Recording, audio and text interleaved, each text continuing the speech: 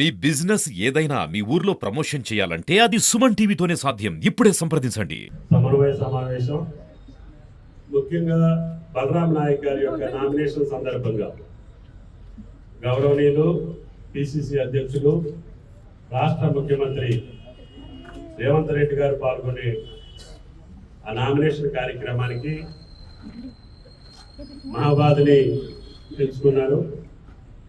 ఇది ముఖ్యంగా గిరిజన ప్రాంతం. 7 నియోజకవర్గాలు కూడా గిరిజన నియోజకవర్గాలే. అందరూ మన శాసనసభ్యులు ఉన్నారు కాబట్టి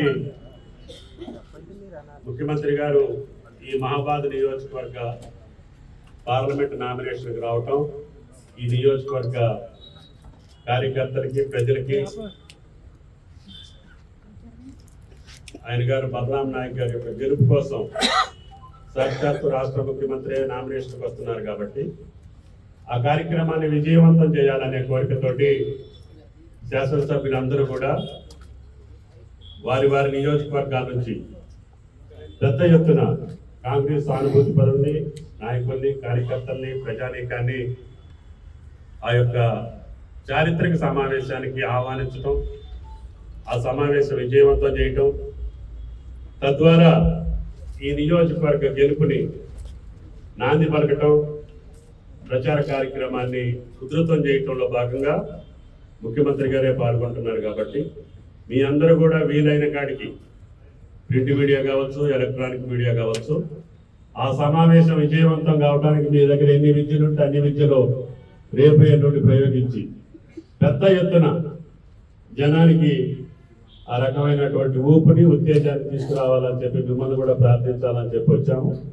కాబట్టి దయచేసి బలరాం నాయక్ గారి యొక్క గెలుపుకి ఉడతా భక్తిగా, అంటే మీదే పెద్ద భక్తి, మేమే ఉడతున్నాం, అయినా సరే మీ యొక్క శ్రమతోటి, మీ యొక్క కష్టంతో బలరాం నాయక్ గారి గెలుపులో మీ పాత్ర కూడా ఉండాలని చెప్పి మిమ్మల్ని అందరినీ ప్రార్థిస్తూ, అదేవిధంగా ఎలక్ట్రానిక్ మీడియా కూడా మీకు ఎంతవరకు సాధ్యమైతే అంతవరకు మీరు కూడా ముఖ్యమంత్రి గారి ప్రోగ్రామ్ని, నామినేషన్ కార్యక్రమం విజయవంతం కావడమే కాకుండా మళ్ళీ ఇటువంటి నామినేషన్ ఈ రాష్ట్రంలో ఎక్కడా జరగకూడదు. ఎందుకంటే గిరిజనులు ఉన్నాం కాబట్టి ఇదేదో తేలిక జరుగుతుందని అనుకుంటున్నారు. మాకంటే ఇంకెవరు కూడా ఎక్కువ చెయ్యలేరు అనేటటువంటి భావంతో మా ఎమ్మెల్యేలు అందరూ ఉన్నారు. కాబట్టి భరత్చంద్రారెడ్డి గారి నాయకత్వంలో 7 శాసనసభ్యులు, నేను కూడా ఇన్ఛార్జిగా పెట్టారు నన్ను. నా భాగస్వామ్యం కూడా ఎంతవరకు వీలైతే అంతవరకు 7 నియోజకవర్గాల్లో నా పాత్ర, ఎన్నికల ప్రక్రియలో నేను కూడా భాగస్వాములు అయ్యే అవకాశం వచ్చింది. కాబట్టి కుడి ఎడంగా అన్ని నియోజకవర్గాలకు నాకు సంబంధాలు ఉన్నా, మా జిల్లా పాత జిల్లాలో 3 నియోజకవర్గాలు కూడా వెంకట్రావు గారిది కానీ, పాయం గారిది కానీ, కనకయ్య గారిది నాకు అనుబంధం ఉన్న నియోజకవర్గాలు కాబట్టి నన్ను ఇక్కడ పెట్టారని అనుకుంటున్నా. ఎక్కడ పెట్టినా కూడా మనం ఉన్నటువంటి కాంగ్రెస్ పార్టీ, మొన్ననే అధికారంలో వచ్చినటువంటి కాంగ్రెస్ పార్టీ అతి కొద్ది రోజుల్లోనే ఎవరూ ఊహించినటువంటి రీతిలో నేను ఈరోజు అధికారులందరికీ చెప్పాను, తప్పకుండా ఎన్నికలు అయిపోయే రోజుకి ఆ యొక్క ప్రొసీజర్ చేసి టెండర్ కూడా పిలవమని చెప్పాం. ఎలక్షన్ కమిషన్ యొక్క పర్మిషన్ తీసుకొని దానికి కూడా టెండర్ పిలిచి రేపు వచ్చే పంట కాలం నుంచి ఆయన గారు ఏదైతే బోనస్ చెప్పామో బోనస్కి పంటల బీమా పథకంతో పాటు 2 లక్షల రూపాయల రుణాన్ని కూడా మాఫీ చేసేటటువంటి ప్రభుత్వం ఏదైనా భారతదేశంలో ఉంటే అది రేవంత్ గారి ప్రభుత్వం అని చెప్పి కూడా మీకు ఈ సందర్భంగా మనం చెప్తున్నాం.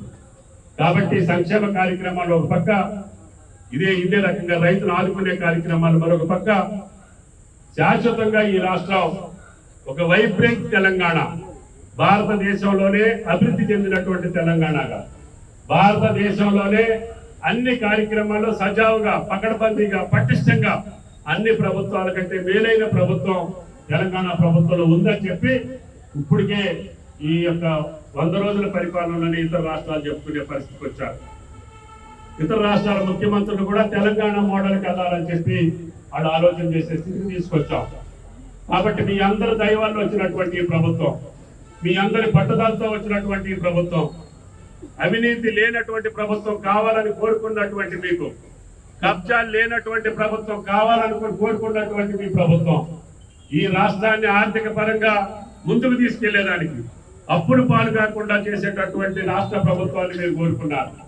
గతంలో ఏ సంక్షేమం చేసినా కాంగ్రెస్ ప్రభుత్వం ఇందిరమ్మ రాజ్యం దగ్గర నుంచి కాంగ్రెస్ పార్టీలోనే చేసుకుంటూ వచ్చారు. మనకు అనుకున్నటువంటి వాగ్దానాలు ఇవి కూడా వాళ్ళు ఎన్నికల కోసం చేశారు.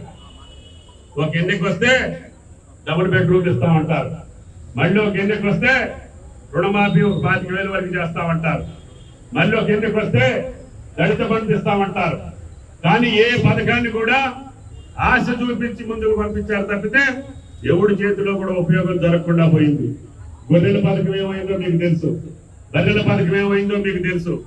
అన్ని అబద్ధాలతో కూడుకున్నటువంటి అవినీతికి మూలమైనటువంటి కార్యక్రమాలు చేసి రాష్ట్రం యొక్క ఆర్థిక స్థితిని కుప్పకూల్చినటువంటి గత ప్రభుత్వానికి భిన్నంగా వచ్చినటువంటి కాంగ్రెస్ ప్రభుత్వం సోనియా గాంధీ గారి నాయకత్వంలో రేవంత్ రెడ్డి గారి అధ్యక్షతన తప్పకుండా మీ ఆశలు నెరవేర్చడమే కాకుండా మీ మనసులో ఏదైతే కోరికలతోటి ఈ ప్రభుత్వాన్ని తెచ్చుకున్నారో ఆ కోరికలకు తగ్గట్టుగానే ముందుకు పోతాం తప్ప ఎక్కడా తెలిసి తప్పు చేయమని చెప్పి కూడా మీకు ఈ సందర్భంగా మనం చెప్తున్నాం.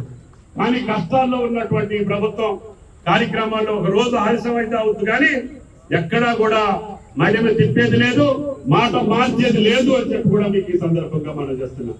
కాబట్టి ముఖ్య నాయకులందరూ రేపు బలరాం నాయక్ గారి యొక్క నామినేషన్ ద్వారానే ఆయన గెలుపుని స్థిరీకరించాల్సినటువంటి అవసరం మన అందరి మీద ఉంది. ఇన్ని సంక్షేమ అభివృద్ధి కార్యక్రమాలకు పూనుకున్నటువంటి ప్రభుత్వాన్ని గౌరవాన్ని, ప్రతిష్టని, కీర్తిని కూడా నిలుపుకోవాల్సినటువంటి బాధ్యత.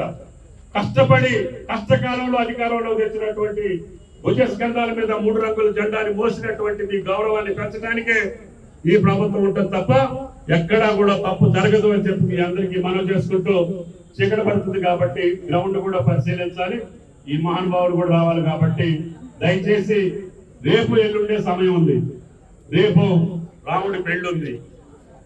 ప్రతి ఊరు ప్రతి వాడలో కూడా శ్రీరామ కళ్యాణం జరుగుతుంది. అందుట్లో మీరు ఉదయం పాల్గొంటారు. ఆ రాముడు దయ వల్ల ఆయన నడాడినటువంటి ఈ ప్రాంతం భద్రాచలంలో ఆయన పర్ణశాలలో ఆ రోజున అరణ్యవాసం చేసినటువంటి ఈ ప్రాంతం గిరిజనులకి ముఖ్యంగా ఆరాధ్య దైవం అయినటువంటి శ్రీరామచంద్ర మహాప్రభు యొక్క మహాకళ్యాణం పట్టాభిషేకం కూడా 17, 18, 19వ తారీఖున మరి బాహుబలి బలరాం నాయక్ గారి యొక్క నామినేషన్, ఆ రాముడి పెళ్లి, ఆ రాముడి పట్టాభిషేకం, ఈ బలరాముడి నామినేషన్ జరుగుతుంది. కాబట్టి మీరందరూ ఆ యొక్క కళ్యాణంతో పాటు పట్టాభిషేకంతో పాటు బలరాం నాయక్ గారి యొక్క పెళ్లిలో కూడా మీరు పాల్గొనాలని చెప్పి వాళ్ళందరినీ ప్రార్థిస్తూ ఈ అవకాశం ఇచ్చినటువంటి జిల్లా పార్టీ అధ్యక్షులు భరచంద్రారెడ్డి గారికి, గౌరవ శాసనసభ్యులందరికీ పేరు పేరున నమస్కారం చేస్తూ తప్పకుండా ఈ యొక్క నామినేషన్ ఘట్టాన్ని ఒక చారిత్రక ఘట్టంగా తెలంగాణ జిల్లాలో బలరాం నాయక్ గారి నామినేషన్ మహా ఉద్వేగభరితంగా జరిగింది, మహా ఉజ్వలంగా జరిగింది. రాముడు కళ్యాణం కంటే భిన్నగా బలరాం గారి యొక్క కళ్యాణం జరిగింది అనేటటువంటి సత్కీర్తిని మీరు తీసుకురావాలని చెప్పి మిమ్మల్ని అందరినీ ప్రార్థిస్తూ సెలవు తీసుకుంటున్నాను. జై కాంగ్రెస్, జై కాంగ్రెస్.